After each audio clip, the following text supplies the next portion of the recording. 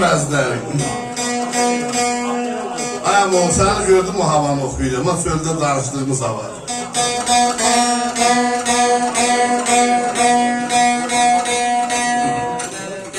Yolda dövüş şair Zəlimxanın evine. Qapını döyür Zəlimxan asır görür Aşıqanlar Məhərrəm oldu. Bunlar öpüşürlər, görüşürlər, şetircəlir. Diləkxanlar bax şu Zəlimxana deyir, bax şu çaydan sudan evdə nə var? Hava soğuk, isti deyil, dilim yanır sudan, gör bir çaydan sudan bir şey tezeleyə bilərsən. Şair Zəlimxanın hayat yoldaşı evdə dəyilmiş, oğlu Şəhriyarla evdə bahəmmiş. Şəhriyara deyir, çay gətir xanlar əmiyə. Əyri qulağına deyir ki, quru çayımız yox. Deyir, çöldən bayırdan marşetlər olanda bir yerdə təyilə. Deyir, qəndimiz də azalır.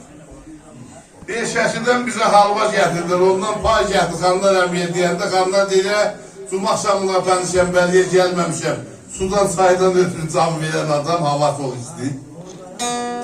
Orada bu söz yalanır, canım gözüm ha Şəhriyar, çay gətir xanlar əminə.